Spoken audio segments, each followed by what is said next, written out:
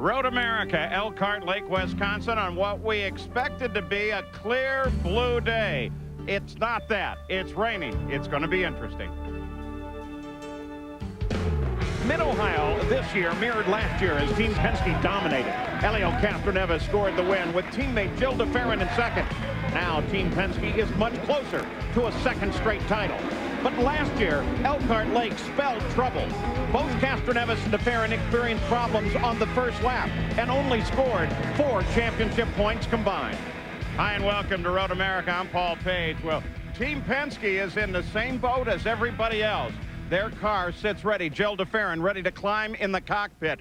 But it's going to be a very wet day. Already, both of the Penske cars have had wheels off the course during the practice, the qualifying, and the morning warm-up. So what does the day hold? Well, it's anybody's guess. For the Rahal team, the past month has been a wild adventure. Sandwiched around Kenny Breck's victory at Chicago, a pair of horrendous incidents at Michigan and Mid-Ohio that saw Breck and his teammate Max Pappas knock each other out of competition. Those incidents very tough on the championship hopes of Kenny Breck. But consider what's happened this past week. Earlier, it was announced that Breck is leaving the Rahal team. End of the season, he'll drive for Ganassi Racing next year. Yesterday in the rain, he picks up a precious bonus point by grabbing the pole position. As for the uncertain future of his teammate Max Pappas, Pappas at the other end of the grid starts today, 22nd. Whoa! Last week, Dario Franchitti threw away 12 championship points with a spin 6 laps from the end. Now today, he has an opportunity to redeem himself at the circuit where he got his first kart victory in 1998. But of course, the job today is going to be ultra tough because he and his teammate Paul Tracy in separate incidents got off course in qualifying, so therefore they start 24th and 25th respectively. I guess the good news, Paul Tracy has won from back here before, and they both like these kind of difficult conditions. Patrick Carpentier went on this wild ride in 1999 at Elkhart Lake. His win at Michigan last month started a string of 3 straight podium finishes. A victory today would be icing on the cake. But today, Patrick starts back in 12th place. But keep in mind, in the last 5 races, Patrick scored nearly twice the number of points as championship points leader Kenny Breck. His teammate, Alex Tagliani, he's on the front row. Will this be 5 podium finishes in a row for team players? Stay tuned. Not only is Road America the longest circuit on the kart series, but probably one of the most picturesque. I'll be down here in turn 5. The drivers come down here over 200 miles an hour, down to 60 in less than about 150 feet. A lot of action under braking, and sometimes even some incidents. You had the element of water today, a lot of standing water. Anything can happen, but you know what? We're going to cover it, and we're going to see it all right here today.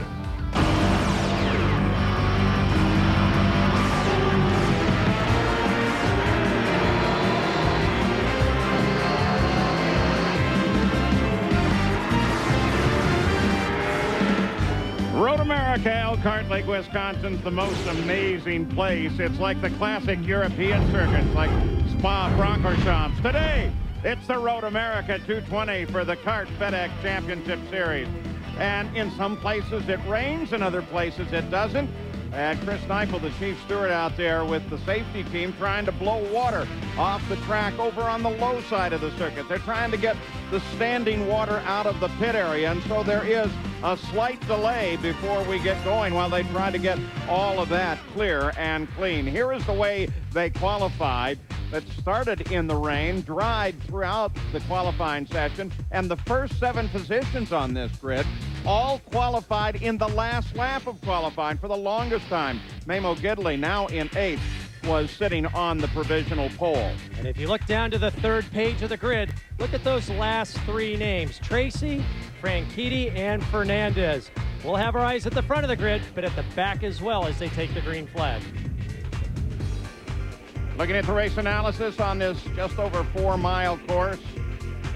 200 miles an hour down the long pit straightaway, slamming down 2 gears before they head into turn 1. Parker, let's take a look at this track. So many people know it so well. The longest on the CART circuit. First of all, turn one, they enter at 200 miles an hour after driving down the 4,400 foot long pit straight.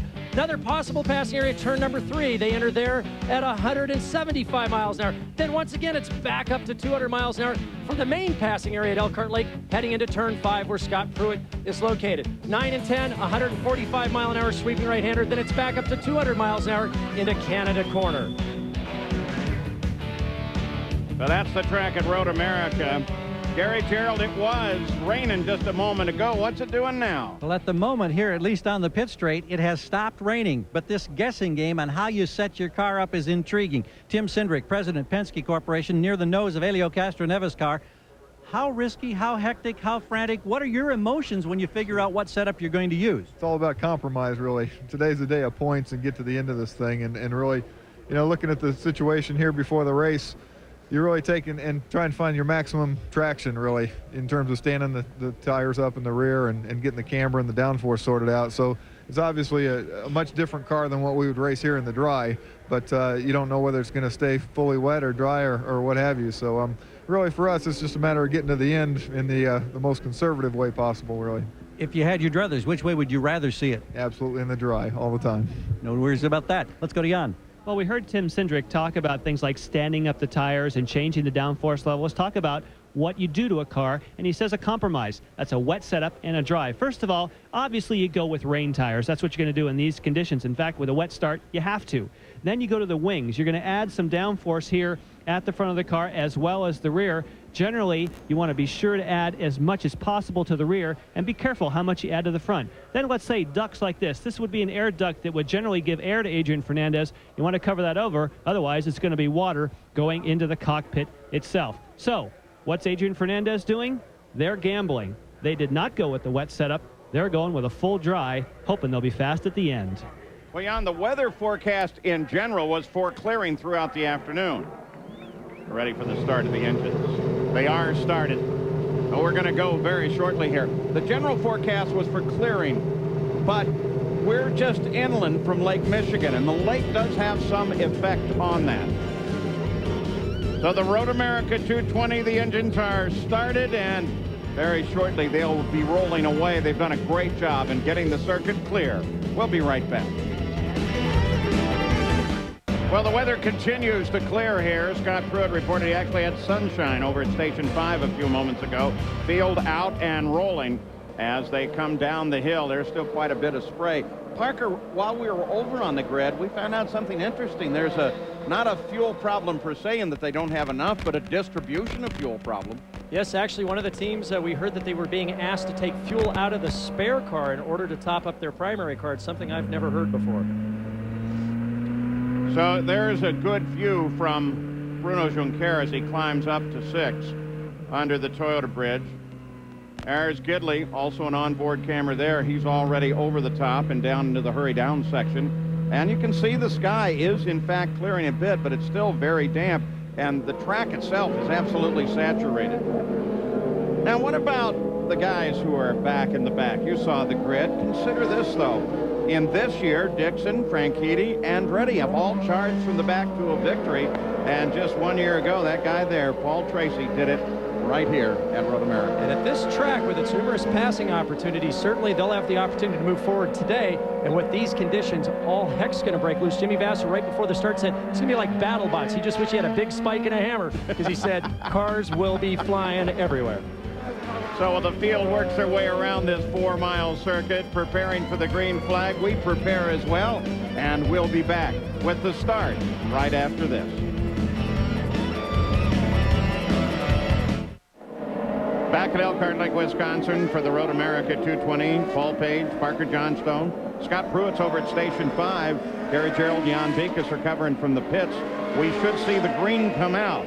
This is the field summary, which, of course, for the most part, matches the qualifying. The only place that it doesn't is that beyond the two Team Green cars, we had 5 others come in. They included Nakano and Pappas, Nardi, Fernandez, and Michel Jourdain Jr. came into the pits while we were away. They, too, were topping up their fuel. One of the things that this wetter track will help, besides an increase in fuel mileage, which means the guys will be able to run with more power and make it a little more interesting, is we've seen a lot of engine and gearbox problems during the course of this weekend. We've seen them in years past here because the engines are wound so tight for so long. A lot of shifting going on, up to 32 shifts per lap. Be a little less stress on the gearboxes and the engines with these conditions, so hopefully we'll have less attrition. Now, Parker, look in that one section where Kenny Brack in the field just came through. That's beyond right. the kink going to Canada. And you go through there at 185, 190 miles an hour. When it's dry, you're not going to be that much slower. You may be down to 170, 175. You're going to lose all visibility as soon as you go through that area. So you're going to be flat out blind, pretty much just looking at the guardrail to your left as you go through there until it clears back up so you can see again. Well, you saw when Gidley went through it, it grabbed the front wheels and tripped the car pretty good. So single file, interest of safety. And you can see the track drying a little bit there, Paul, going into 14. And off of the carousel quite a bit as well. Of course, there's been sunshine back there for a little while. Now watch Tag. Remember, he got that great start from the second row last year. Well, this year he only has to do it from the second position. It'll be Brett Tagliani Dixon. Front three as they come to the line and begin lap 5. Or complete lap 5. Complete 5, the start of 6. Here we go. See Cristiano D'Amato looking up the inside. DeFerrin going around Dixon, picking up a spot there. Everybody comes through one clean. They come downhill. D'Amato working down on the inside. Elio Castroneves tries to get inside. He gets inside of Dixon. Michael Andretti closes up along the right rear of Michael Andretti's car. Now they start the run down through the woods, heading for station 5. Kenny Rick, of course, pulls out as the lead, Tagliani speed into second place. Scott Pruitt, they're coming to you. Everything looks good down here. In fact, the track is drying quite a bit. Everybody's side by side, pretty clean.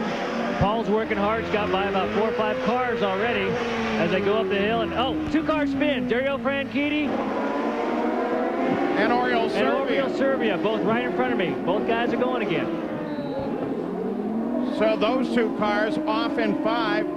Look at this. Here's Tagliani moving on the leader, and Tagliani takes the lead. Yeah, but he's going to get him at the exit. Tag had too much speed, and look at DeFerrin taking advantage of that situation. Can't quite pull it off. Tag driving him out to the outside of the carousel there. Tag made a good move down the inside. Too much speed, washed wide. Kenny just tucked in behind him, got a better exit. All right, now that area, they're heading for the kink. When they come off of it, they'll hit that area where the water is still running across the track. Top 3 running right together. Wow, through it clean. Yeah, but you've got to be holding your breath as you go there because for just a moment it goes to 0 visibility. Toward Takagi, spins off course, back on. Yeah, but he's but killed maybe it with there. A dead engine. Oh, right at the water, just beyond it. It's Max Wilson, and it looks like Brian Herta there on the right side. Wilson and Herta, we go to full course caution. Twin yellow flags fly, yellow everywhere else on the race course. This is interesting.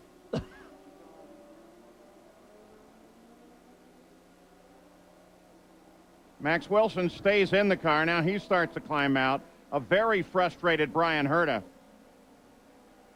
Obviously, from the looks, he's blaming Max Wilson, and Max Wilson is just angry. Coming through the mist that we talked about there where the standing water is down into Canada. Wow. It looks like Wilson just ran up and over Herta. And who was that? Is that one of the pool cars or Singy? That looks like Tracy. Paul Tracy, actually. Well, Tracy may have some damage to the back end. It looks like he got bumped. Couple of fortunate young men there. That was probably a 170-mile-an-hour aerial routine that they did.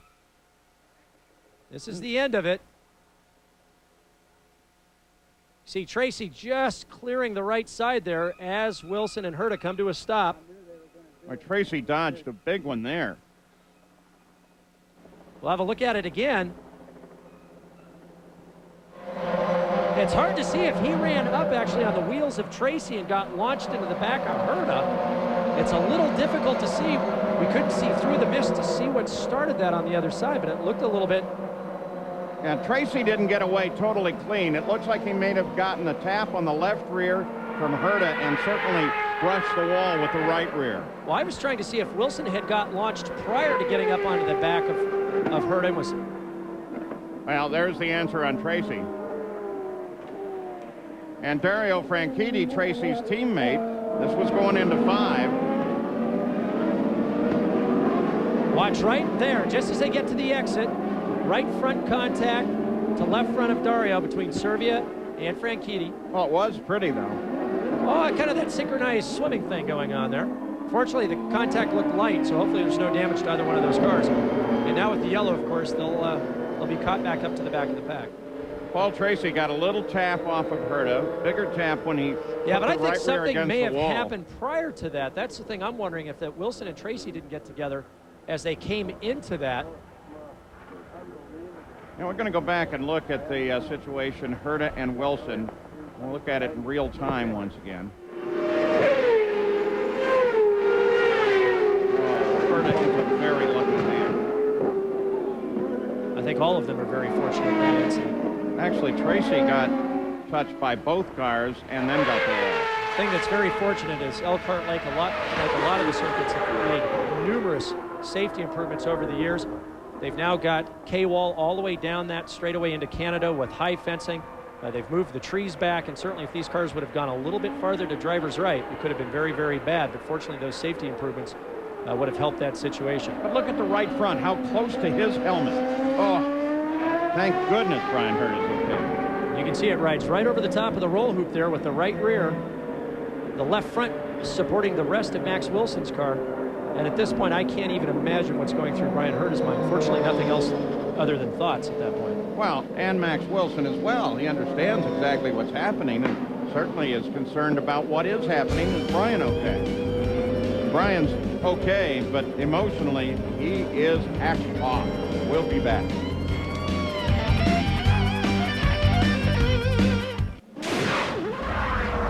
For our first wave of Spotlight, I want to take you back to 1998. It wasn't the first time that Brian Herta has found himself in a problem.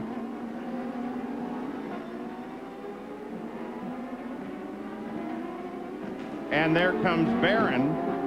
I think it's Alex Barron, but trying to... Yeah, Alex Barron in the Dan Gurney Eagle just climbed on top of him, and Herta gets climbed on today.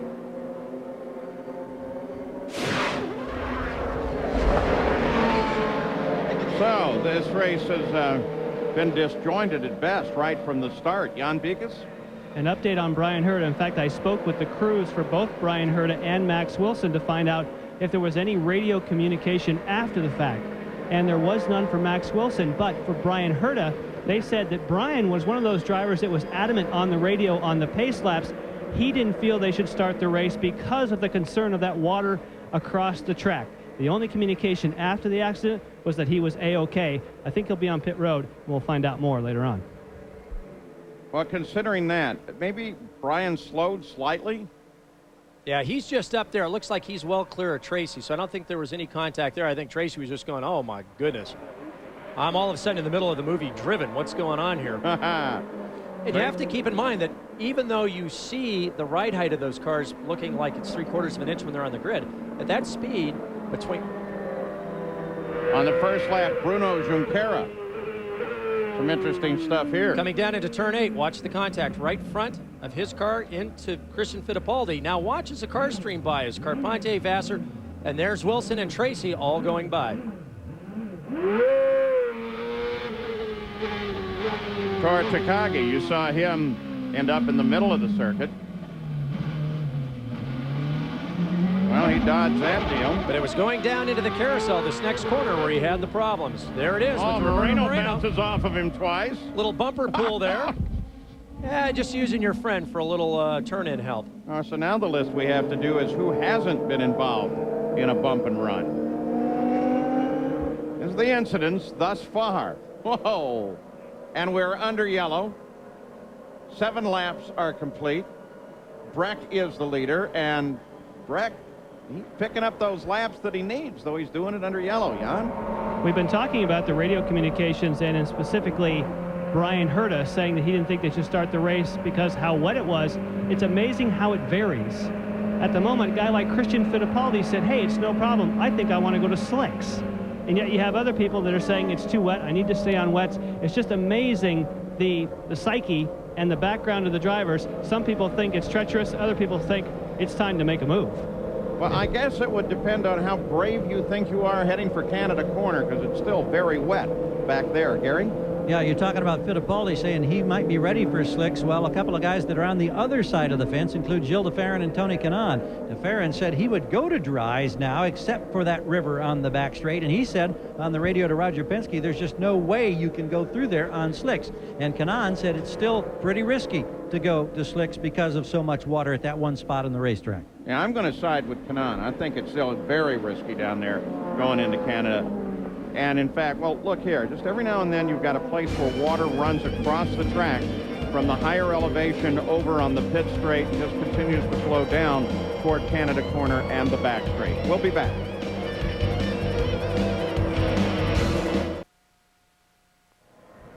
Kenny Breck is the leader, full course caution as we look down from the Honda Helicam at the magnificent Road America circuit. Over on the far side there, the pit straight, the crossover there, the paddock area. And closer to you, you were looking at this area as they come down, again heading for Canada Corner.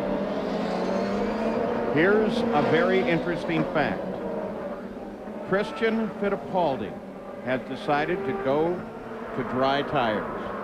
Does that give him the award for most courageous thus far? Well, the problem is the track is dry enough in most of the places that the rain tires will destroy themselves. They're much softer than the slicks. And because of the big grooves they have in them, those blocks will overheat in these conditions. And these rain tires will come apart. You'll see guys searching for water. But when we go to slicks on a track like this where there's running water, it's like hitting ice all of a sudden at 180 miles an hour. See the guys looking for the water to keep the tires cool. Green flag comes out to Kenny Breck, the remainder of the field. We do expect some of the teams to bring their cars in and go to dry tires immediately. You look up the pit road there, several of the teams are laid out. Gugelman, Franchitti, they may go. Fittipaldi, the only one on circuit on dry right now. Gugelman is in.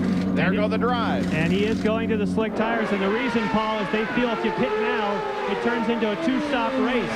The guys that are out there will have a three-stop strategy. We see Zanardi and Fernandez also on slicks. Bruno Junqueira came in. Scott, they're at you. Up communications with Scott. Oh, and Michael gives it a quick spin. Kanaan Moreno split him. You can see where everyone's been practicing getting out of there before. Having a little trouble with all the rain and everything with Scott's communication. We'll get him back up for you here in a second. In these trying track conditions, Fittipaldi and the rest of the guys that have pitted going to have their hands full getting the tires warm, but once they do, they'll take out huge chunks of time from the guys with rain tires. Michael comes in, gets nudged by Scott Dixon on the way in through the apex. Scott Dixon continues. Michael just looking for a way to get out of turn 5 safely. Heading through the kink. And as I was saying earlier, here's the problem. At 175 miles an hour, the downforce these cars produce, even though they've got static ride height of just over 1/2 to 3/4 of an inch, push these cars all the way onto the deck, so literally the bottom is dragging on the ground. You hit that water at 175 miles an hour, it turns into a huge skateboard or surfboard, and the wheels literally are not in contact with the track for maybe a few tenths of a second. And that's a pretty hair-raising ride. You don't go across that dead straight. Tagliani climbs the hill behind Kenny Breck. Breck goes over to the right along with Tagliani. They're looking for water to try and cool the rain tires that they carry right now. Michael Andretti said that, we just heard this over the radio, there's no way the track's ready to go to rains, but he's afraid the burnout he just did may have killed the rain tires, obviously the rears. So these tires are that sensitive. They overheat very, very easily. There goes Gugelman. That's one of the cars that changed over to dry tires. And that's right where that water is, going down into Canada Corner. Okay, Mo, we can see you there. You all right? And the problem they face, as I've said, it's like being on very sticky asphalt. You've got great grip, and then for a very small section of the track, because the trees are over the top, it stays wet, it rains, The leaves are coming down. All of a sudden, you're on ice at 175 miles an hour. Check this out. There's the water. We talked about this earlier. You've got to come across absolutely straight. He wasn't going that fast. He probably looks like he just spun the rear tires. 900 horsepower. It's pretty easy to do, even in 6th gear. Let's watch the onboard camera for Mauricio Guzman. He had actually slowed down considerably. Coming out of the carousel, heading down to the kink. 175 miles an hour. Usually this is flat. He's just working heat back into the tires. He's being very careful through here. You can hear he's off throttle. Oh, man. Step down. Oof. That sound is expensive. And as you pointed out, he was totally off the throttle, and he knew that he wanted to go through there straight, not turn anything, and it still didn't work for him. Back to full course caution. Jan Beekes, what's going on with Max? Well, of course, we know from Max Wilson, the first big crash of the day, it was in the area where there's a lot of water on the racetrack. What happened? Actually, I didn't see much of what happened. I was behind Roberto, and then when we went through the spray, the last thing that I saw was already hitting him. I don't know, I think he had to step on the brake because somebody else braked in front of him. And then Trace came up behind and crashing both of us, so it was a shame because the car was really good. So it was just Brian Herta slowing, had nothing to do with Tracy? No. Tracy, I mean, he just hated on us, and he had to back off Herta by some reason. I don't know exactly why. And I couldn't say anything because of the water. And then I just saw and I was already on top of him. All right, we're glad you're okay. Paul? Yellow works out for the leaders. Kenny Breck comes in. Those are dry tires going on. Here's the interesting thing. Scott Dixon was just about ready to come in to go to slicks as he watched his teammate, or the team watched his teammate crash, and they sent him right back out on the reins. I would have thought, though, that what they saw with Guzman might have given him a little bit of pause. And you can see Mauricio was way backed off from the kink all the way to the point where he crashed and still had stepped out on him. Very, very difficult driving conditions. The most difficult a driver ever faces is partially dry, partially wet. Where's the limit? It changes every corner, every lap. Yamada comes out. Gidley. Here's a list of those people who, these are the guys that stayed out. We're showing you here. Let's go to Gary Gerald. Paul Tracy was right behind that Max Wilson-Brian Herta incident. What was the visibility like coming through that wall of water that crosses the track? Zero visibility. I mean, I came out of out of that puddle, and I couldn't see anything going into it. Came out, and then I saw Max's car. He was on top of Brian's, and the track was all blocked, and I was on the brakes and just nowhere to go. In your mind, should this race have gone green when it did with that water going across the backstretch? It was a pretty big river, and I don't think it was really the right call. The rest of the track was okay, but that was a big river, and it was pretty deep. You're all right? Yeah, I'm okay. Tough luck continues for PT.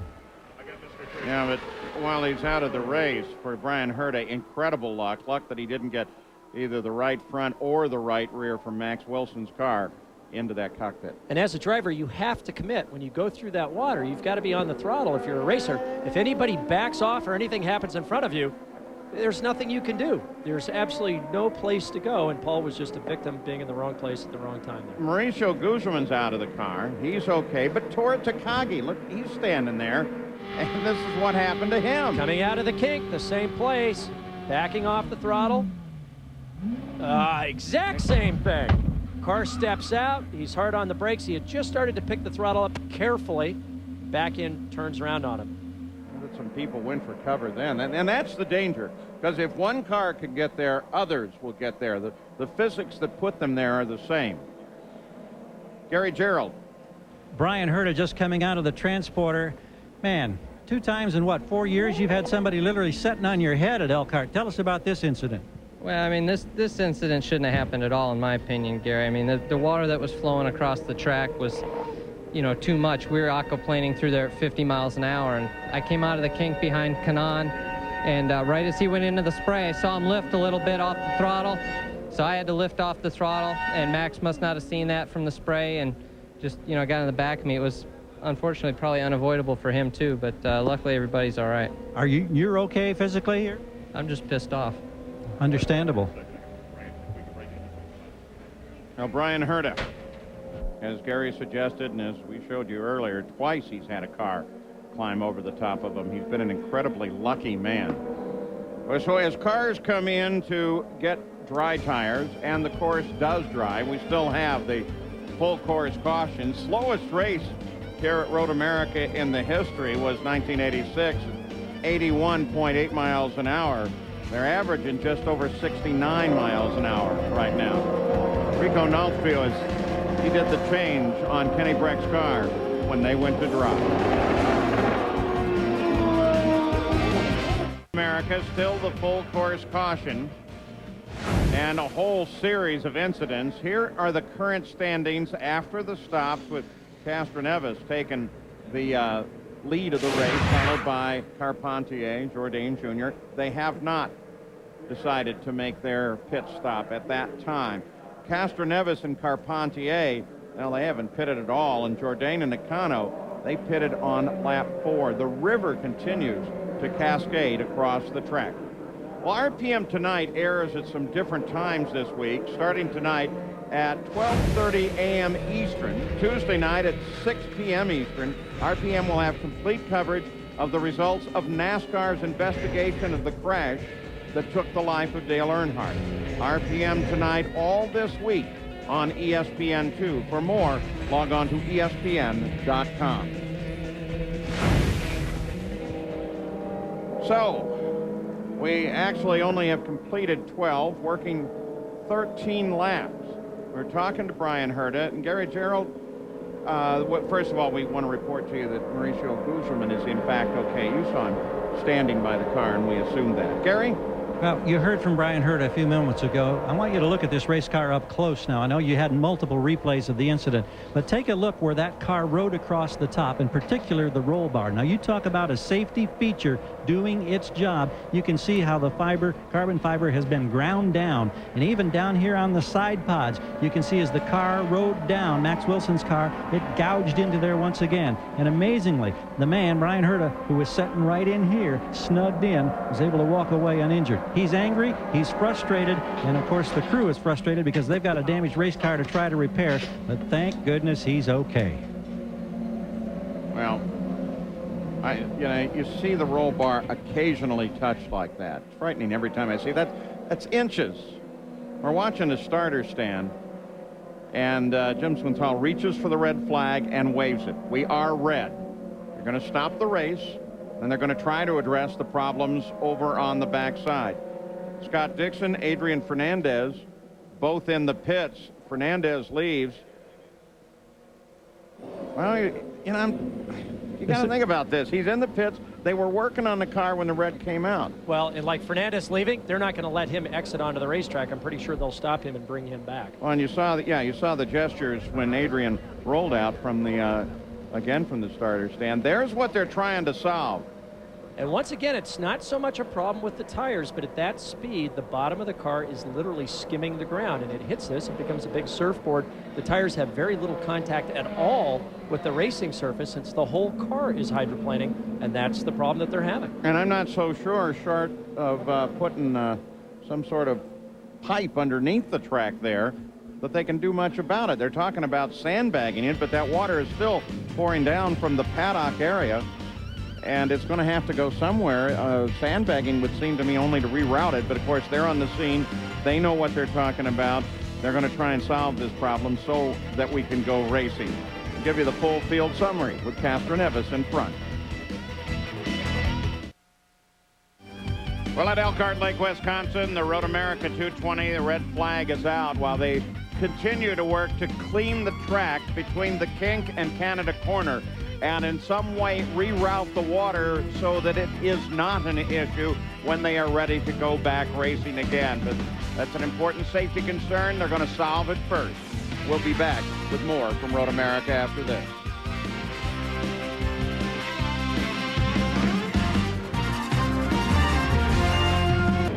At Road America, there is where all the trouble was. Looks like they've done a great job of getting the water out of that area. The track is dry all the way around. Here's a look down on the 14 turns, the 4 miles of Road America from our Honda Helicam. They'll come around. They haven't gotten to the starting line yet since we left here. They'll pass the line once, make another complete lap, and then assuming that the approval of all the teams comes forward, which we assume it will because it looks pretty good, the green flag will come out and they will be racing once again. And if we look at Casnevis, Carpentier, Jourdain, and Nakano, first through third and then fifth, those 4 drivers did not pit. You know that old saying, it's better to be lucky than good any day. Casnevis had no radio, and the red flag brought him in. They got the radio fixed, a free pit stop, changed to dry tires. When it's going your way, it's going your way. And what we have to tell you is, unfortunately, because there's live programming on all of the ESPN families of networks, we're going to leave the air here in just a few minutes, and for that, believe me, you have our sincerest apology, but owing to the programming, that's what has to happen. We will re-air this race in its entirety later tonight. And we will also, as we move over to the WNBA here shortly, we will do updates from the track as best we can. Again, we apologize for it, and we'll do the best we can to serve you. Don't forget, there's good internet pages that have it, and Kart Radio will be up. Here is the full field summary. Right now, this is how they're going to come back to the line.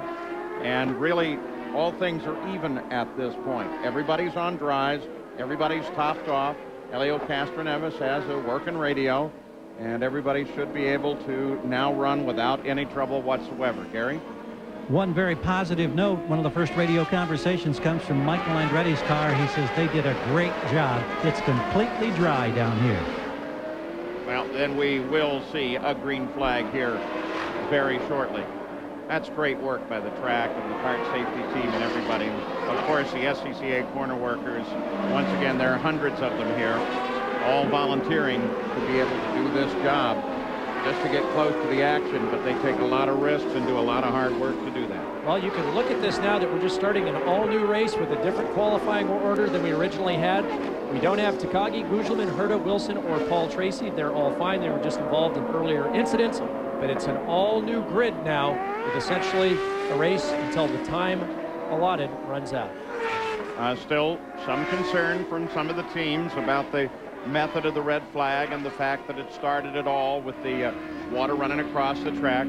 As Chris Neifel, the chief steward, said, my door will be open, as it always is at the end of the day, and I'm sure he's going to have some visits. But you have to remember that these guys on rain tires were just able to hold on through that section as the bottom of the car hydroplaned across that river. As soon as they went to slicks, what little grip that the rain tires had been giving them as they traversed that area was then gone. And as soon as they went to slicks, we saw one crash, then another crash, and they had to do what they had to do in order to preserve the safety of these drivers, because staying on rains, those tires would have been destroyed on the dry track everywhere else, but they needed those rain tires to get through that one section. It was a good move overall for the benefit of the safety of these drivers, and we should have a great race now that the track's back to dry. Field moves through the lower part of the track, through the original trouble area, down through Canada Corner. Castroneves already starting to check out. You can see the pace car still there ahead of him. He doesn't want to get up there too fast. He's got a time that's just right. You can see he's backed off again, trying to get everybody else out of timing so that when that pace car, when he knows he's clear and that pace car is rolled off, he's going to stand on it and try to get as big a jump as possible, and he's just done exactly that. Through 14, looking for the green flag. Oh, you got to be real careful. Pace car is clear of the track right as he came up alongside it. And here's the green flag. They're back racing at Road America. Castroneves leaves Patrick Carpentier down toward turn 1. He may have backed off there because he may not have thought he had cleared it.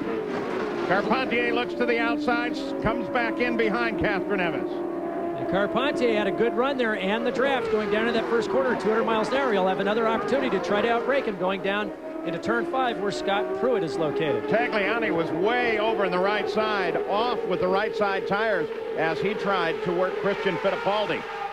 Everybody's okay. They continue on.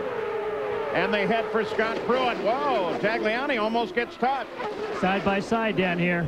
Jourdain, Tagliani, Christian Fittipaldi all make their way through here. Everybody's getting through here. No harm, no foul. Christian Fittipaldi makes a nice move. There's Carpentier as he goes wide. Christian comes inside, and boy, Christian is flying. He was around Breck and now around Carpentier. So Christian Fittipaldi, who scored his first win here, trying to do it once again. Castroneves, the leader of the race. We're working 16. Breck's now trying to work. Here comes Tagliani. Tagliani up trying to work on Kenny Breck. This has been a presentation of ESPN, the worldwide leader in sports. For more, log on to ESPN.com. Now, coming up next, the WNBA playoffs. We will have updates throughout the coverage of the WNBA. We'll try to keep you as up to date as we can. And then tonight at 1 o'clock Eastern, the Cart Road America 220, a complete re-air. And again, my sincerest apology that we could not continue on here today. Second time at Road America, and all of us feel terrible about that. We'll see you tonight.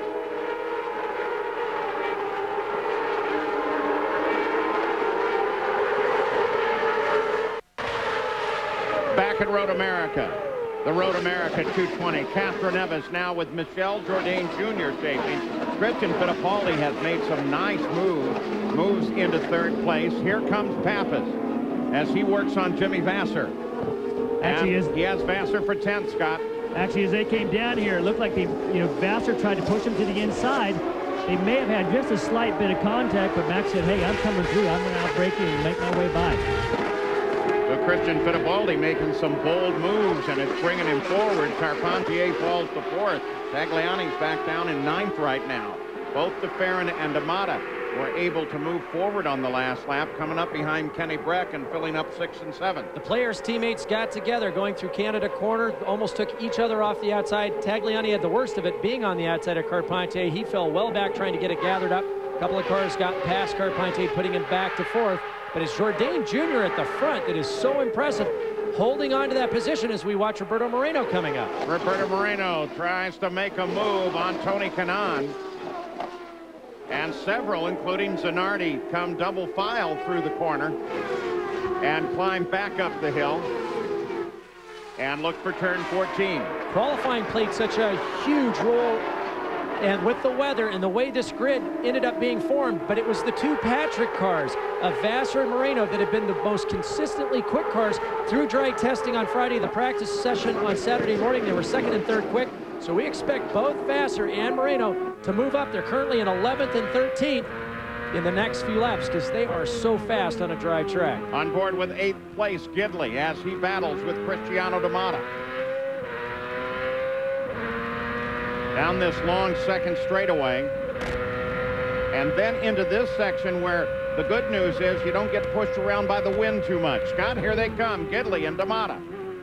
Everybody's looking good down into here. Actually, he's getting Gidley's getting a little bit of heat as he comes through here from Tagliani. Couldn't really make a move, and you're right. The wind down on the track isn't too bad, but up where I'm at, it's getting pretty windy. Now, the good news is that up above your head, we can see that the clouds are white, fluffy, and clear. Rain should not be a problem now. And take a look at Alex Zanardi at the rear wing on the car. There's Alex. They're reporting that the wicker bill's hanging off the back of that car. We've seen a lot of that lately, Parker. You know, these new mechanisms, it's mostly been on the Renards, have had a problem. You could see it there on the right side, just past the end plate. If it's sticking out, it's going to lose grip at the back. It's not what you want. This track is very sensitive to balance, especially in the high speed going through the carousel corner, the most important corner on the track. Well, they make it so it's easy to change, but they also have little doors on it. We've seen a lot of that lately. I wonder why we're seeing that. Is there a design change with these wings? Must have been. We've only seen it infrequently in the past, and now we've seen it every weekend. There's a good shot of it. You can see the wicker bill, the gurney flap there hanging out of the right side. Helio Castroneves still being chased, but now Fittipaldi is beginning to work on Michel Jourdain Jr. Great move by Christian. His first win came here just a couple of years ago.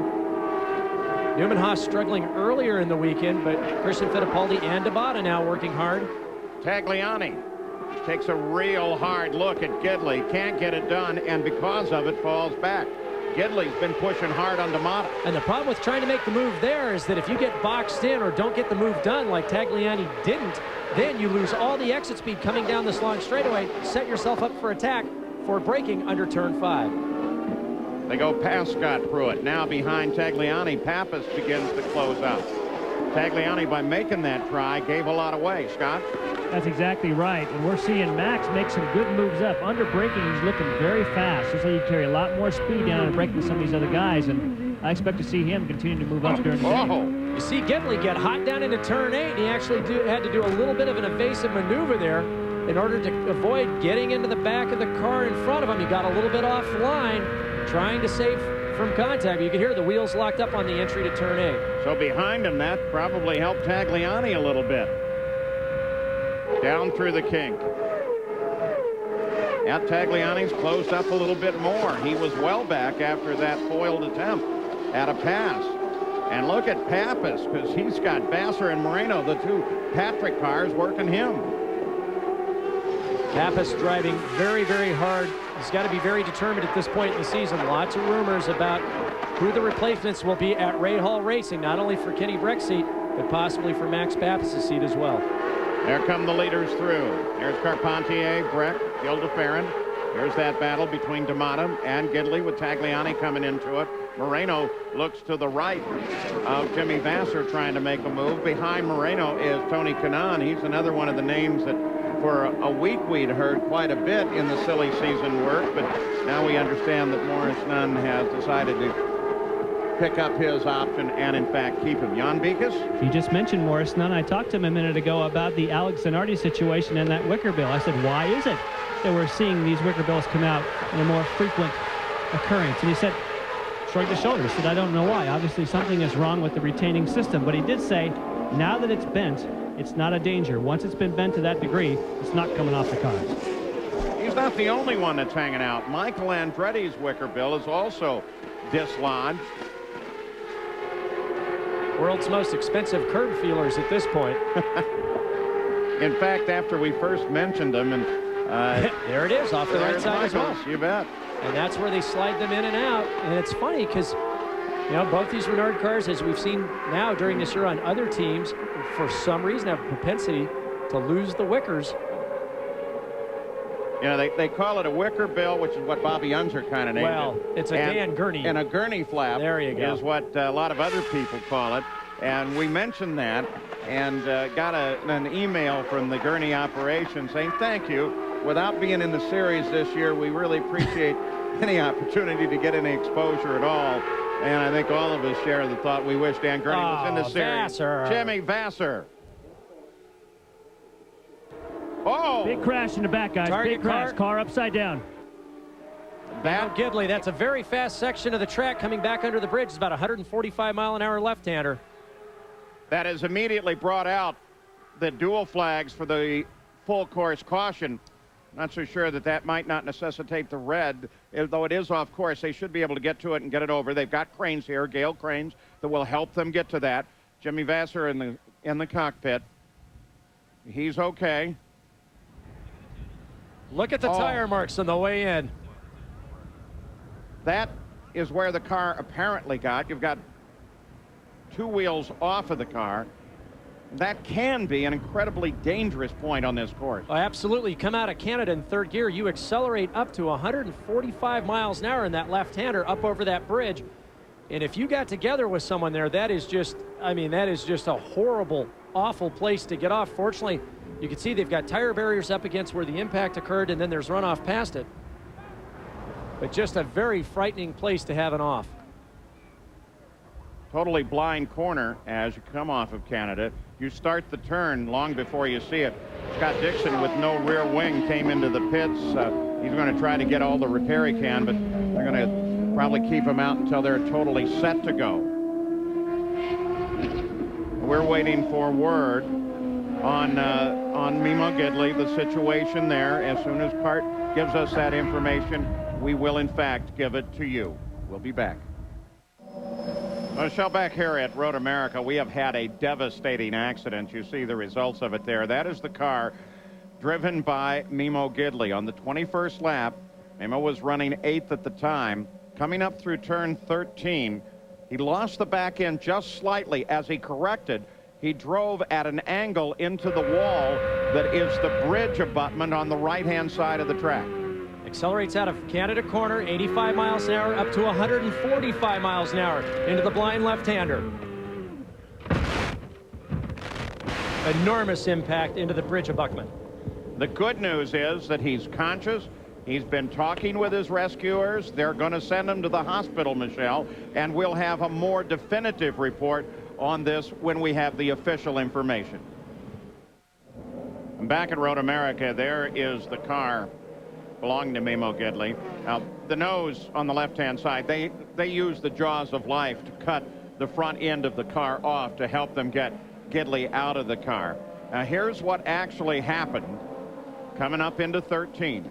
Drops the right rear wheel off on the entry curb, does a quick tank slapper, overcorrects a little bit. It's got the brakes locked up.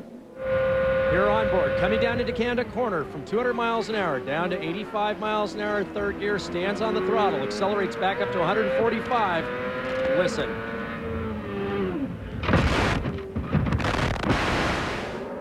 The car ended up inverted, but the good news is that Gidley was talking to his rescuers and will be taken to the hospital, of course, and when we have it from Championship Auto Racing Teams, we will give you a more definitive indication of what, if any, injuries exist. You saw for a moment Scott Dixon, he lost the rear wing on his car at about the same time, and they have replaced it. Look at it again here, Parker. This is on Ford Gidley. Coming up out of Canada Corner, quick upshift to fourth gear. Watch his hands here. Drops the right rear off. Quick correction, a little too much. Gets his hands off the wheel. Pulls back. Protects himself as the car starts its barrel roll. Well, Scott Pruitt, you've watched all of this video as well. Nobody near him. Parker describes it as just slightly dropping a wheel. That's exactly what happened. And in these conditions with all this wetness, it doesn't take much. Actually, what happens is you get a wheel off with all the dampness. It actually wants to try and suck the car off the course. He tried to overcorrected. Now, from my vantage point, I actually saw him flipping over and over as I look back over, because I can look in turn 5 and then turn across and look in 13, 14. And it was a pretty horrendous accident. I'm glad to hear he's alert, he's talking, and I also understand that it was a pretty tough set of circumstances. Well, it certainly scared everyone here at the track. The teams, our broadcast position is in the front of the media center, and all of the members of the media who sit up behind and alongside us had frightened looks on their face because he is so incredibly popular here. But again, the good news is conscious, talking with his rescuers. I'll show it to you one more time, another point of view. And you can see where the back end comes loose.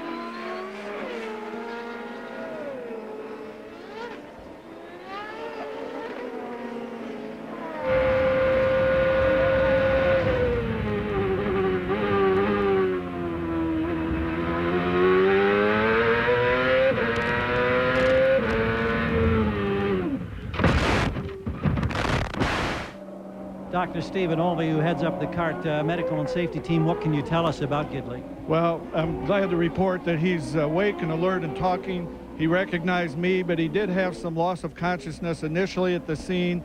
Because of that, and because of the mechanism of the accident, we want to be safe. We're sending him by ground ambulance to the local hospital in Sheboygan for precautionary x-rays of his neck and a CAT scan. I figure they're all going to be okay. He does have some complaint of pain in both of his knees, but he's just bruised those. So it looks like he got away with everything pretty good. It's about as good a report as we could ever expect, Doctor. Thank you. Absolutely. Thank you. Oh, that's wonderful news. And I'm sure what affected many of us was that it's in that same area right up through here where journalist and racer Jerry Titus lost his life. So that's part of the reason that we were all so apprehensive. Of course, just the nature of the accident itself was more than enough to cause fear. But now with Dr. Steve Olvey's report, the news is good. The field was supposed to go green, but they will not. They've waved off the green flag. Pace car, as you saw, did go to the pits, but they'll go yet another lap. Let's try and reset, Parker, where we're at race-wise. Elio Castroneves in front, Carpentier, and then now Jill DeFerrin. Counting on a timed race, no question about that. And it seems to be no question in my mind they may have visited the pits for the last time. I think you could be right. This was all brought along because of that first red flag, which benefited Castroneves and a whole group of guys, Castroneves particularly because he didn't have any radio communication. They were able to come in, get a free pit stop, essentially change tires, get the radio fixed, and Cash Neves has been the beneficiary of a lot of good luck today, but now we should see a sprint in the remaining time that we have here, just coming up on 30 minutes. Castroneves leading the field and expected a green flag at the conclusion of this last lap, but now they say they'll complete this lap and then go green. We'll be back. Back at Road America, the green flag comes out for the leader, Elio Castroneves. Carpentier moves to the outside. Gilles de Ferran moves to the inside. Carpentier almost touches wheels with Castroneves. Down the hill they go. Here comes Cristiano D'Amata. He's looking for room too. Tagliani is behind D'Amata. Then Max Pappas closes in. And down through the woods, they head for Scott Pruitt. Scott? Everything's looking good. Got him on ahead and taking a big look on the outside. Can't quite get it done. Cristiano D'Amata taking a look at de Ferran. No problem as they work their way through turn 5. Everybody got through here nice and clear and clean. Everybody comes up through 6, no problem. Now, because of the assurance, in our view, of a timed race, we're counting down rather than giving you laps in the upper left-hand corner. That's the countdown to the 2 hours.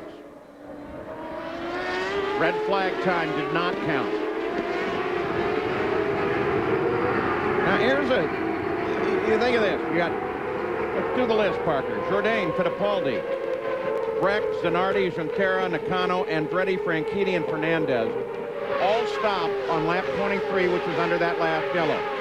They should be able to all go to the finish, no questions asked. Now, Kenny Breck, unfortunately, has gotten cycled well back with 3 different stops, well back into 12th place, and Christian Fittipaldi, who was looking so good, ended up actually coming in twice. He has 4 stops to his credit, and that put him back into 11th. But if you look at that strategy, then we've got a race within a race. That means Cash Neves, Carpentier, de Ferran, D'Amata, Tagliani, Pappas, Moreno, Canan, and Servia. They'll have to stop again unless we get another length of yellow, which means we've got 2 running orders. From 10th down, could turn into 1st through whatever place, and the guys are now running 1st through 9th. They may have to do a splash and go before this is over if it stays green. Well said. Castroneves in front. He and Carpentier have both only stopped, well, by the record, the 1 time. Franchitti moves on Fernandez. Back at the front.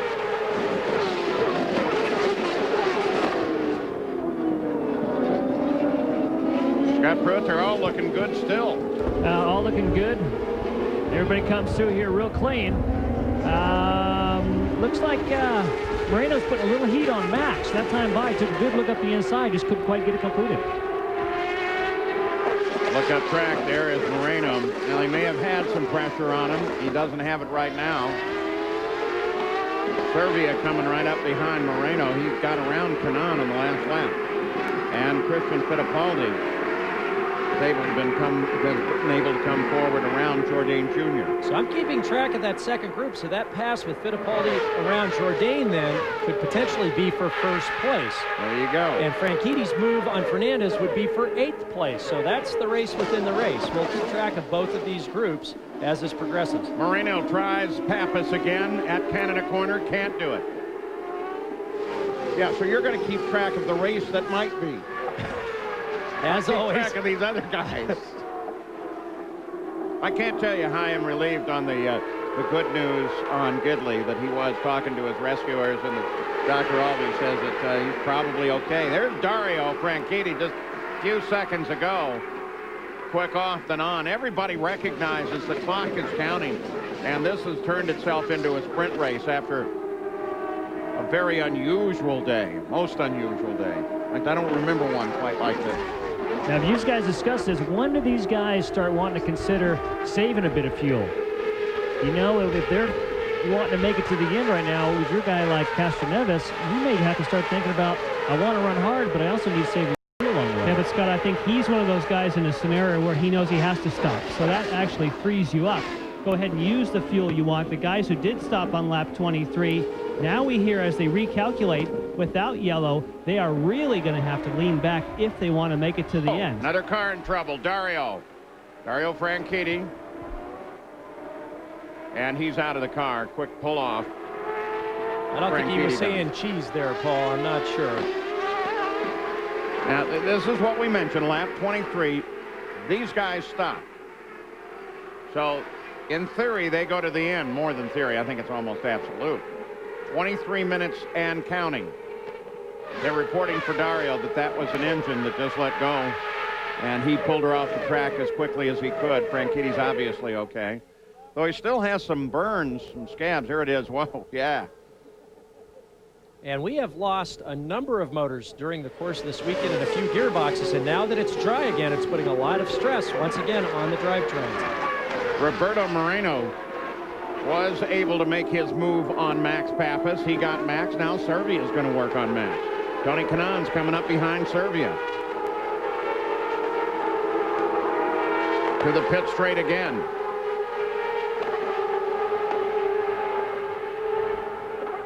Kanaan tries to work Servia going into one.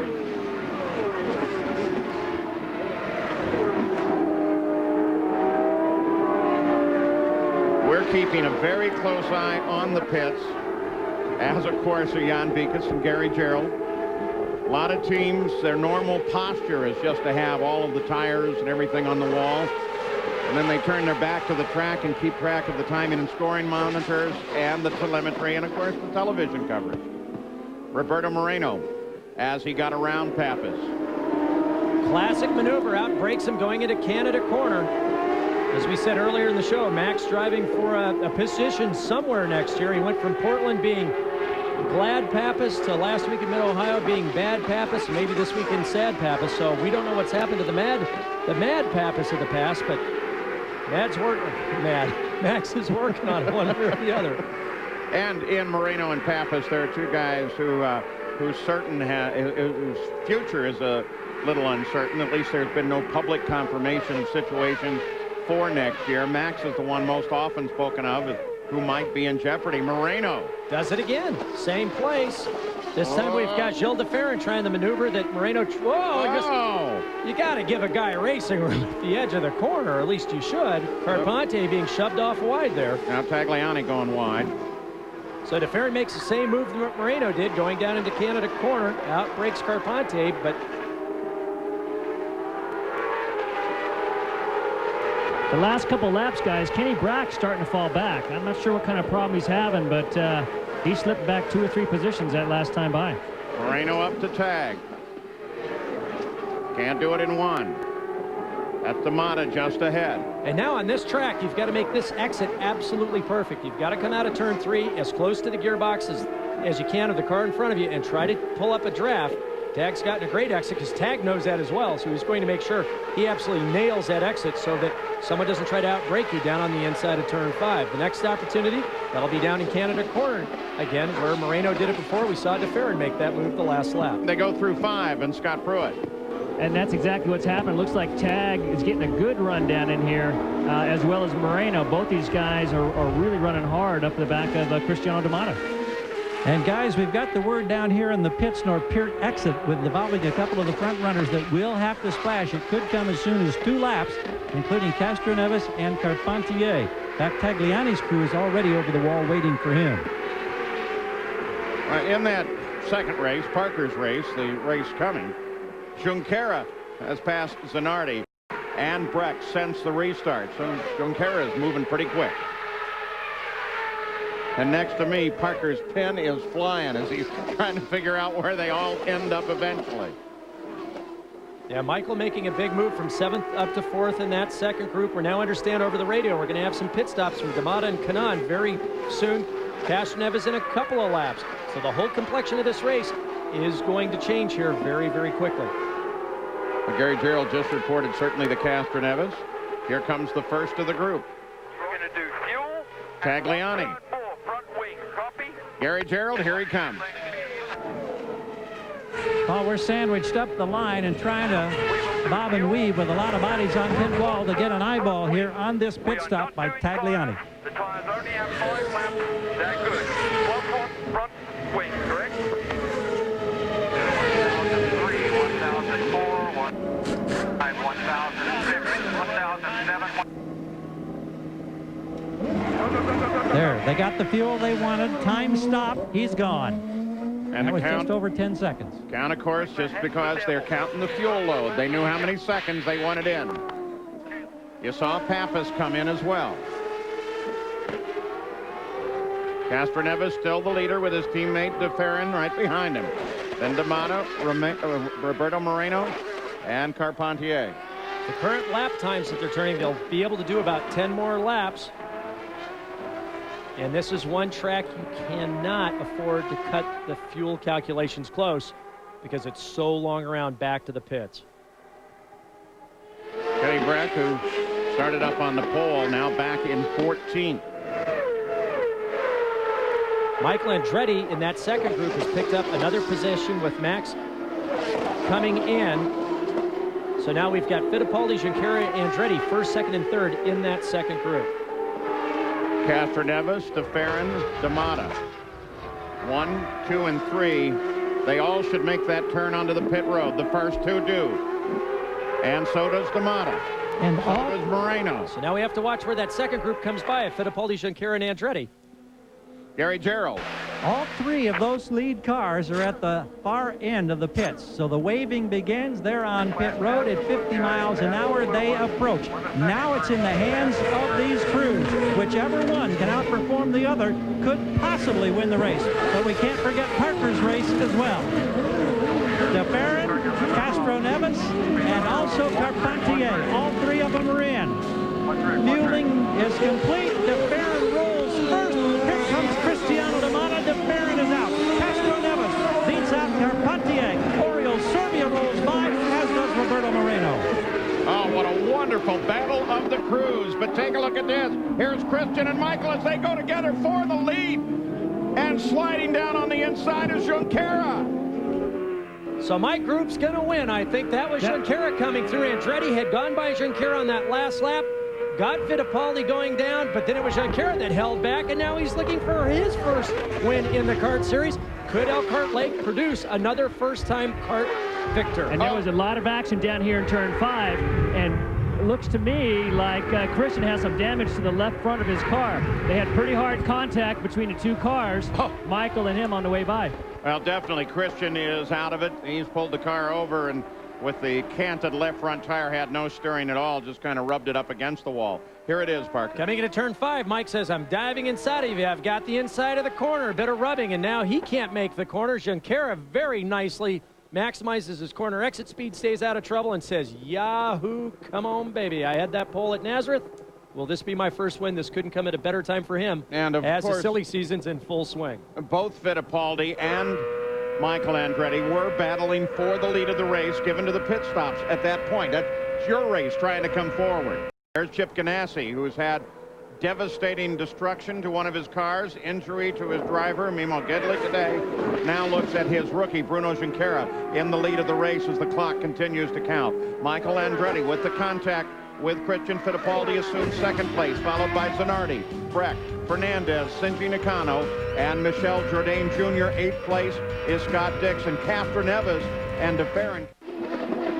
Back at Road America, here's Michael Andretti, currently second place after his contact with Christian Fittipaldi. You got to remember, those are former teammates, and in the immortal words of Paul Tracy, where's the love there? I've got to ask you.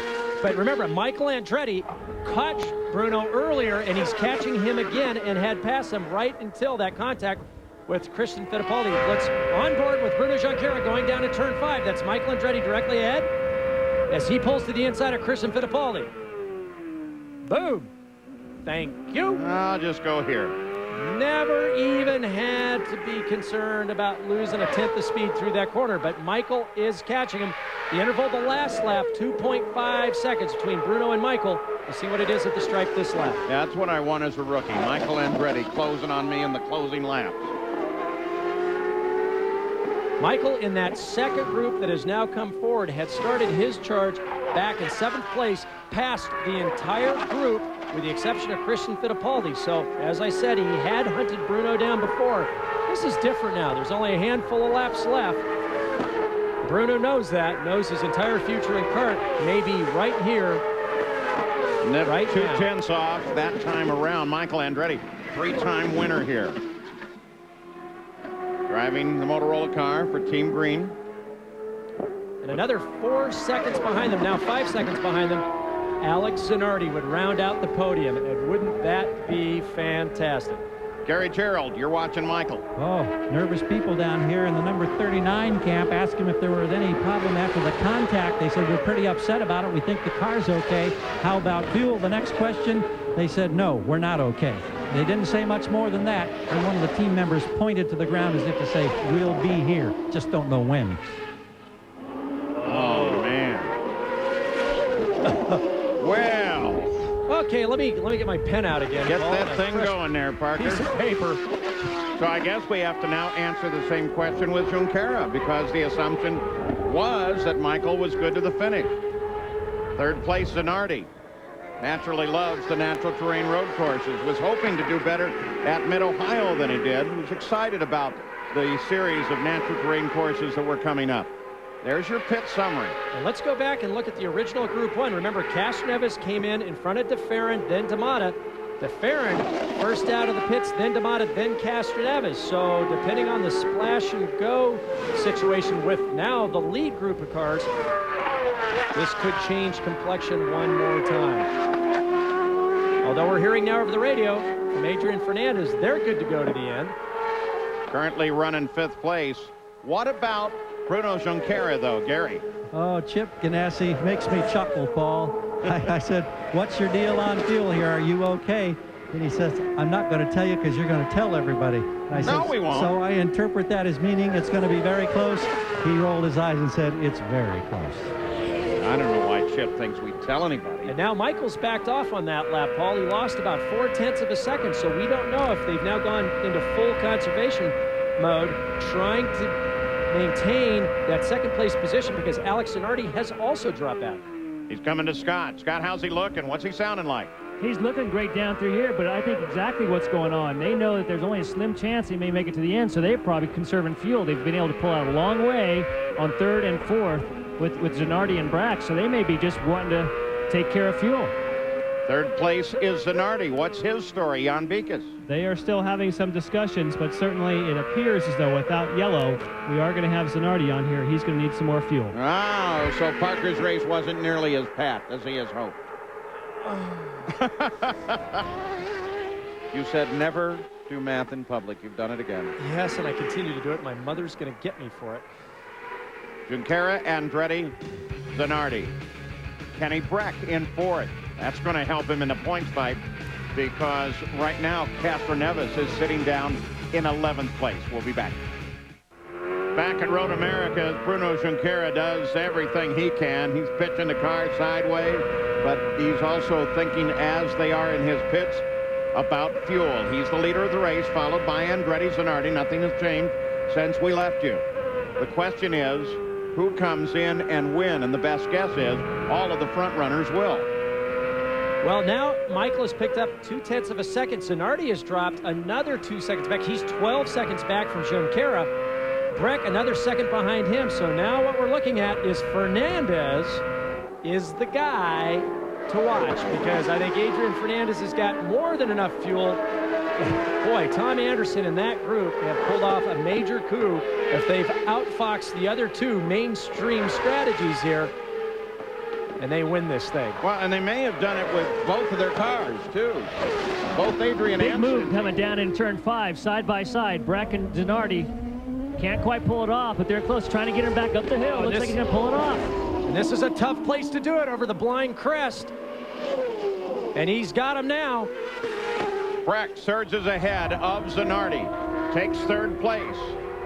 They come to the left-hander that takes him to the carousel. Going into turn 5, Zanardi started to shut the door. Whoa, but Breck gets way wide, too much entry speed. And Zanardi says, whoa. Oh, and there goes Fernandez as well, and Nakano. It was real good right until he overcooked it going into the corner. But it was interesting because Zanardi left the door open some, started to close it, realized that Kenny had some of his car there. He didn't know how much, left just enough room. That gave Kenny the advantage going up into the top of turn 6, gave him full racing room for side-by-side there, which then gave Breck the advantage going down through the right-hander down into turn 8. Breck overcooks it. Zanardi continues on his way. Breck loses a few positions. Well, while we mentioned the teammate Shinji Nakano, he's on the strategy with Michael Andretti and the other guys, so theoretically he'll be hitting the pits as well.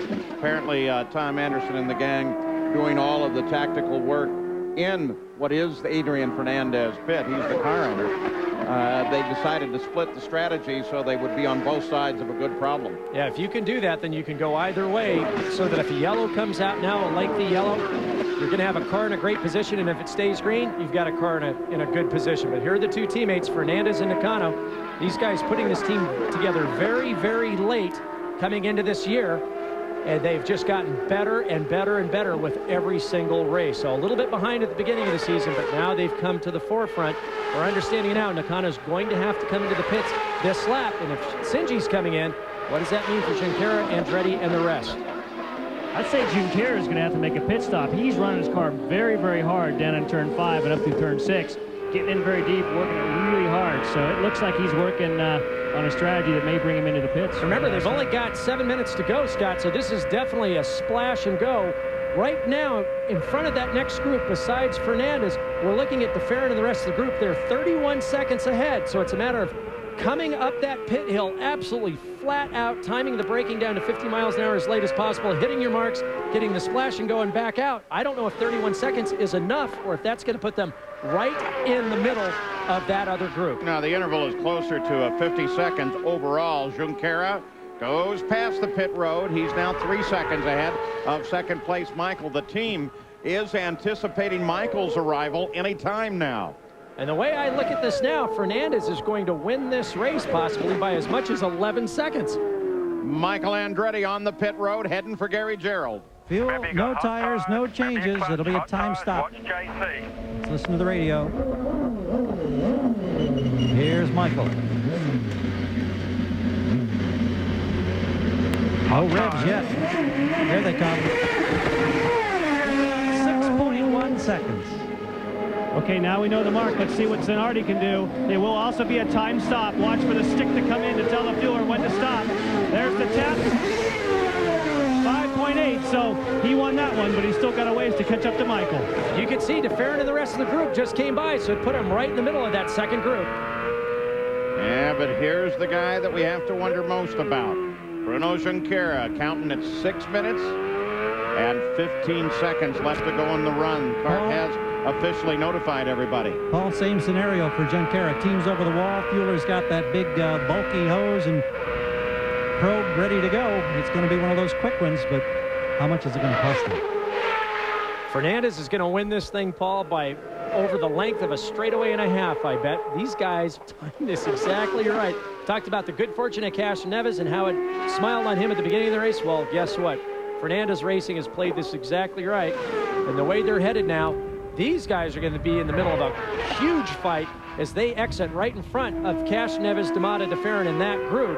It'll be interesting to see how this plays out as Junqueira takes the pit road. So Gary, he climbs the hill, slows it down for the pits, and here comes Bruno Junqueira. This has got to be the longest, hardest roll in the world. Gary?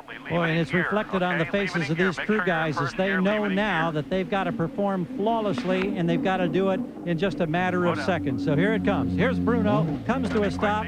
Fuel probe is engaged. Revs way up. We're at the back of the car. Tap on the shoulder. That's a 5.5 second stop. Now, here comes Kenny Breck. Of course, the gamble not paying off for Team Rahal. They hope to avoid this splash and go. We know the 5-second mark is in fact what they're shooting for. Bruno Junqueira came out ahead of Fernandez. Well, you told me 50 seconds, Paul. I didn't know they were going to do it that fast. Nobody told me that. The only thing I did notice is Bruno was right on top of the 50-mile-an-hour speed limit when he came in. He was hard on the brakes, and I don't know if he got slowed down in time as he crossed the pit speed limit entry line, but those guys called a perfect strategy then. I was taking into account your timing in and out of the pits because based on that, Fernandez had everyone covered, but Chip Ganassi, man, that guy is good at the strategy. I'm going to see Michael moving up there to put the heat on Fernandez here any minute. He's been moving on in on him quite quickly, so he may slip back to third. Kudos to Target Chip Ganassi and their stop. I wouldn't have given you any possibility of them coming out ahead of Adrian Fernandez, but they have, and the rookie Junqueira is still in the lead. Back at Road America, Elkhart Lake, Wisconsin, Bruno Junqueira.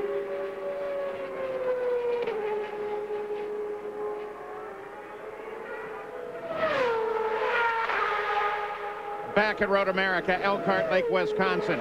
Next time by, Bruno Junqueira, the rookie driving for Chip Ganassi, the teammate to Memo Gidley, will see the white flag as the leader of the race. He did it on the merits of a brilliantly fast pit stop by Junqueira's crew and just came out slightly ahead of Adrian Fernandez, who was charging as hard as he could to take over the lead. And then Michael Andretti came up and closed on Fernandez to move into second place. White flag, 4 more miles, 1 more lap to go for Junqueira, looking for his first ever victory.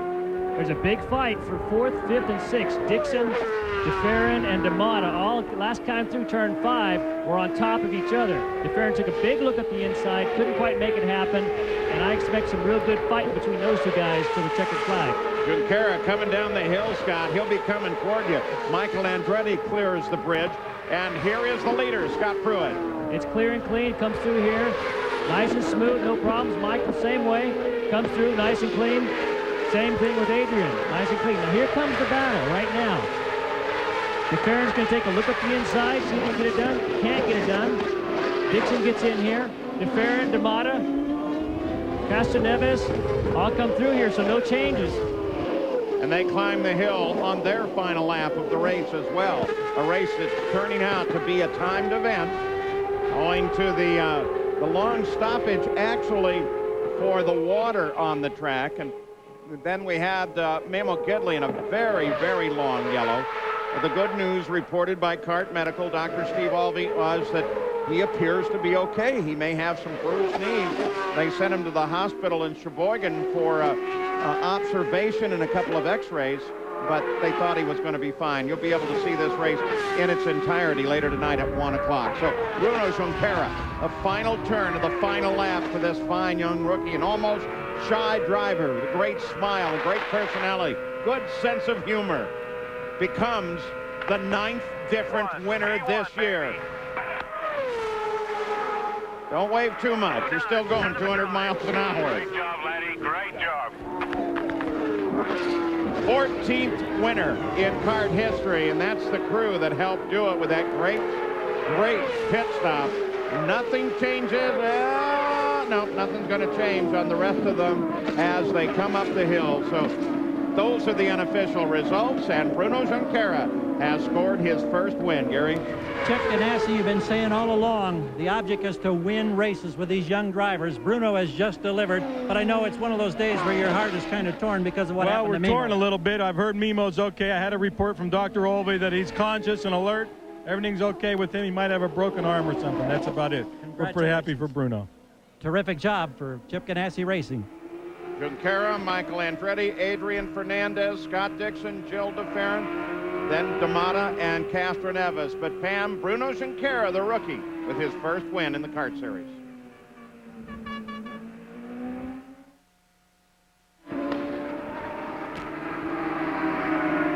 Bruno Junqueira now has 4 miles to settle in and realize that he finally scored a victory.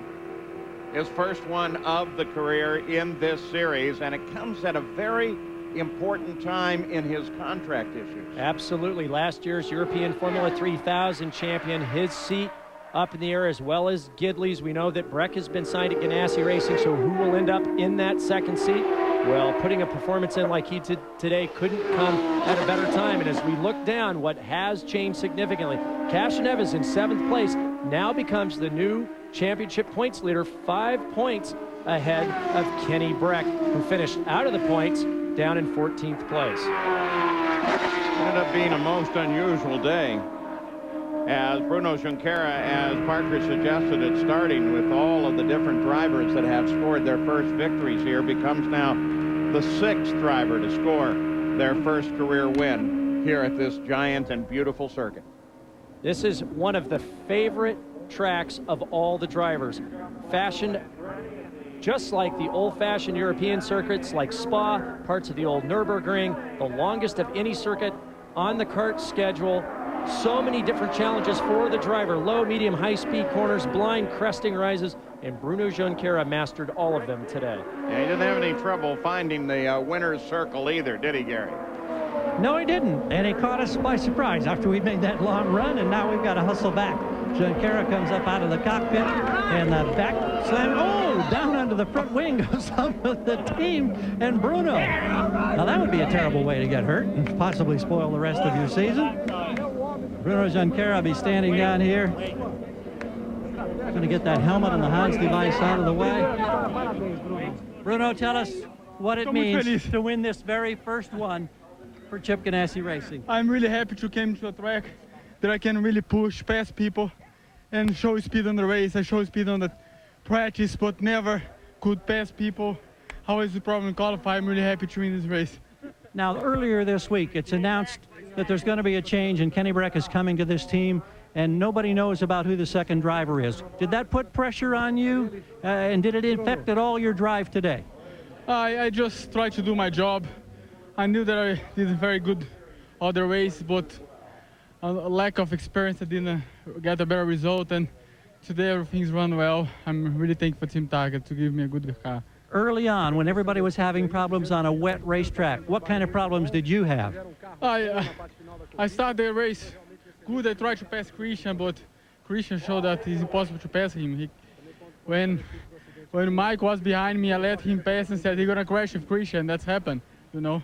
Christian need to let the people pass, and after I came from bracket, the team did a good strategy, and I really pushed hard. The car was very good, and I won the race. The pushing paid off, and you've won your first Champ Car race. Congratulations. Here comes some hardware. That'll take a proud spot in this young man's mantle somewhere. Let's go to Jan Beekes. Well, you heard Bruno just talk about it. He talked about the fact that Michael and Christian, the contact in turn 5 gave him the win. How'd that unfold from your seat? He's exactly right. You know, I had a nice clean pass going on Christian, and he just turned in on me. I guess obviously he didn't see me, but I don't know how. I was right next to him, and that allowed Junqueira to go by me, Bruno to go by me, and you know, that was it. Tell us about the strategies of these races. Just before the restart, you told me, having gone to the back, having had contact with Scott Dixon, you were able to win in Toronto. You almost pulled it off here. How can that be? I don't know, but I guess I can't complain if Scott hits me anymore. It seems to work for me, but you know, just everything went our way today. You know, it was one of those races where it was my type of race. You just go flat out, you didn't have to save fuel, and that's when I can do my best. Thank you, Michael. Thanks. Well, Michael Andretti tries to win it, does everything he can. We want to look at the points for you now because they changed. Helio Castroneves moves ahead of Kenny Breck by 5 points. For Michael, he was able to move up 1 position into 4th. Dixon came up 2 to 5th place, and Dario dropped 2 positions down to 6th place. So once again, the FedEx Series points change, and the battle goes on. We'll be back. Well, that fuel guessing game in the final laps cost Adrian Fernandez, but only after the checkered flag. He runs out in turn number 2. How hard was it to dial back, knowing that if you used full fuel, you probably wouldn't have anything close to a podium finish? Exactly. John and my guys were telling me you have to do 2.1 or better, otherwise it's going to be tight. And, you know, they were pretty worried. The words were very worried. So I have to do everything possible to save as much fuel as I can. I was lifting early, and then I saw Michael, and really with Michael, I just couldn't do anything. I just had to do the best with what I had, and I think I have 7 seconds on Scott Dixon, so that gave me a little breathe. 26th to 3rd. How tough was it early on when you guys were fighting the wet? Very tough. I went for a dry set right from the beginning because we sort of felt that it was going to get dry, and so the car was a handful at the beginning. So I just took my time. I was last. I say, you know, who cares? You know, it's going to be a lot of yellows here. And at the end, unfortunately, when they stopped the red flag, which was the right call, but everybody had the chance to put dry setup in their car. So otherwise, it would be pretty good. Matching his best finish of the year. Great job, Adrian. Thank you. Jan? With Scott Dixon, who made an amazing 8 pit stops today, yet you finished 4th. Now, your rear wing, was that as a result of Mimo's crash? I think so. Like, I was just coming over the hill. You know, was pretty much sideways by then, but something hit me in the head, and then I'm not sure whether it hit the rear wing or whether I collected something on the way around, but you know, we decided we kept the car going and were able to make it around. Amazing. Now, when you made that many pit stops, and first it was one wing pillar, then it was the next one, I mean, did you hope that eventually all the parts would get on there before we went green? I was hoping so. The car was extremely fast down the straight, though, but it was definitely a handful to hold on to. But you know, the guys did a great job. You know, they'd cut off saws and all sorts of things out there trying to get that other one off, and you know, they put the other one on, and it was good again. Nice run. Congratulations. Thanks. Paul? Well, there's Scott Dixon with 8 stops of the day. Fernandez with 7, and interesting point, just lap after lap, rebuilding the back end of the race car. Here are the unofficial results with Bruno Junqueira coming from 10th place to score his first win. Hey, can you imagine how fast a champ car would be around this place without a rear wing? But we saw Scott Dixon doing tank slappers through the kink. This is a steely-eyed rocket man, a 21-year-old, a great talent who will go far. And Scott Pruitt, you're watching from down in 5. I don't think you've seen a race like this. I haven't, and it's been a great show all day long. Very impressed with all the guys today. Glad to hear that Mimo's, for the most part, going to be okay after that horrendous crash. But as far as the fans and the excitement, it was here all day long. Here is the situation with Gidley. Hard slam into the wall. The car flipped over. But the good news is that he was talking to his rescuers almost immediately. And after that contact with the wall, they have reported that there may be some soft tissue injuries to his neck, but nothing that's life-threatening, nothing that particularly serious. So, lucky guy. Our final Toyota Spotlight of the day, we're going to take a look back at, wow, what started out in the rain, had this incredible incident, stopped the race. Unbelievable. Boy, this is one time where you need ailerons, rudder, and elevators to control the car, but always Elkhart Lake produces exciting moments.